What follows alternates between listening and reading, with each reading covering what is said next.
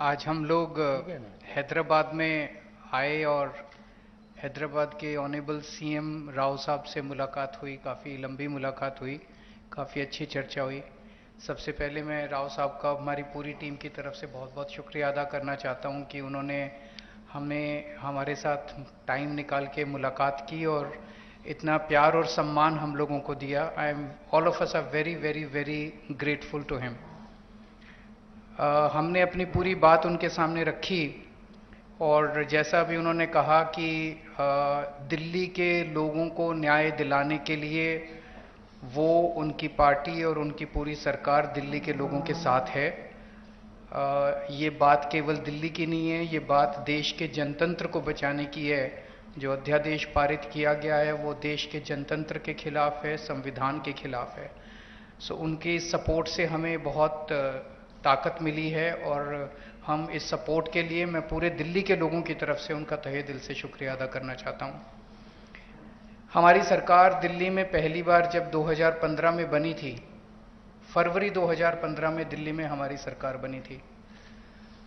फरवरी 2015 में सरकार बनी और 23 मई को, मात्र 3 महीने के बाद, मोदी सरकार ने एक नोटिफिकेशन लाके हमारी सारी पावर छीन ली 3 महीने में। तो अब ब्यूरोक्रेसी के ऊपर हमारे से पहले शीला दीक्षित जी की सरकार थी। शीला दीक्षित जी का पूरा कंट्रोल था ब्यूरोक्रेसी के ऊपर, transfer, posting, disciplinary action, creation of new posts. So जितने सर्विस रिलेटेड मैटर्स हैं, शीला दीक्षित जी का पूरा कंट्रोल था। हमारी सरकार आने के बाद 23 मई 2015 को उन्होंने नोटिफिकेशन लाके ये सारी पावर छीन ली।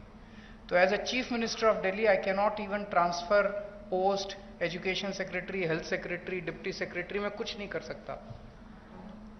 वो सारी पावर छीनने के बाद 8 साल तक दिल्ली के लोगों को उन्होंने अपंग करके रखा। हम दिल्ली के लोग 8 साल तक कोर्ट दर court, high court, supreme court लड़ते रहे।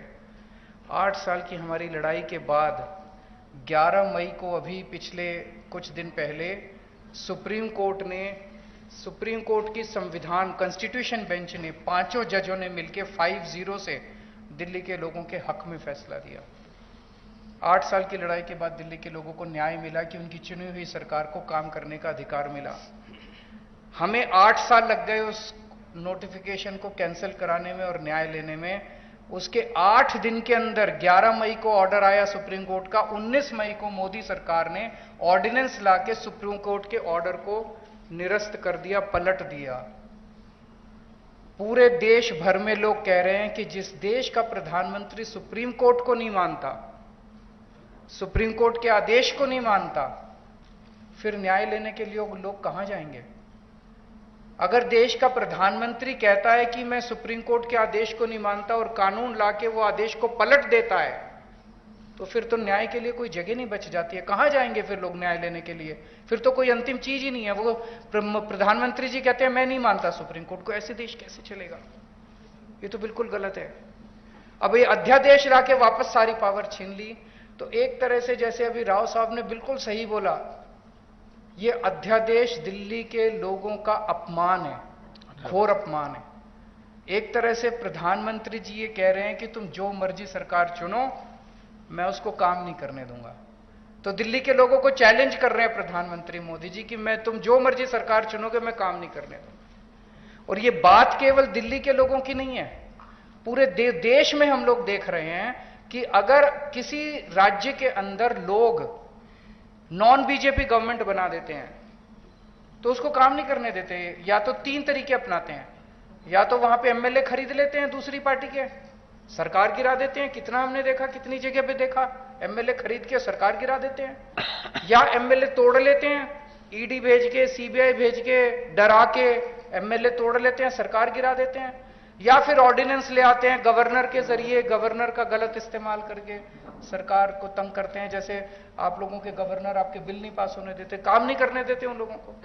तो इस तरह से मैसेज ये है कि अगर कोई भी राज्य के लोग नॉन बीजेपी सरकार बनाएंगे तो हम उसको काम नहीं करने देंगे, सरकार तोड़ देंगे। ऐसे देश नहीं चल सकता। ये तो बहुत खतरनाक स्थिति है पूरे देश के सामने। मैं जो पूरे देश भर में घूम रहा हूं समर्थन मांगते हुए, मैं केवल अपने लिए समर्थन नहीं मांग रहा, मैं देश के संविधान के लिए और देश के जनतंत्र के लिए समर्थन मांग रहा हूं। हमारे जो स्वतंत्रता सेनानियों ने लड़ाई लड़ी थी, वो ऐसे भारत के लिए लड़ाई थोड़ी लड़ी थी कि एक पार्टी आएगी सेंटर के अंदर, वो पार्टी बस एक ही पार्टी का पूरे देश के अंदर राज होगा। जिस तरह से आज इन्होंने माहौल बनाया हुआ है, फिर तो एक प्रधानमंत्री और 31 गवर्नर बस वो चला लें इस देश को, फिर मुख्यमंत्री बनाने की क्या जरूरत है, फिर चुनाव लड़ने की करने की क्या जरूरत है, फिर तो ये तानाशाही होगी। इस तानाशाही के खिलाफ हम लोग लड़ रहे हैं। राज्यसभा के अंदर जब ये बिल आएगा, राज्यसभा के अंदर बीजेपी के पास मेजॉरिटी नहीं है। बीजेपी के out of 238 MPs, BJP has only 93 MPs. BJP के पास मेजॉरिटी नहीं है। मैं फिर से शुक्रिया अदा करता हूं राव साहब का। अगर हम सब लोग नॉन बीजेपी पार्टीज इकट्ठे हो गए तो इस बिल को हम राज्यसभा के अंदर गिरा सकते हैं। और अगर ये बिल गिर जाता है तो पूरे देश के लोगों को विश्वास हो जाएगा कि 2024 के अंदर मोदी सरकार वापस नहीं आ रही है। ये इसका सेमीफाइनल होगा 2024 का। ये कॉन्फिडेंस देगा पूरे देश के लोगों को कि मोदी जी को हराया जा सकता है। तो ये जनतंत्र को बचाने की लड़ाई है, देश की आजादी को बचाने की लड़ाई है।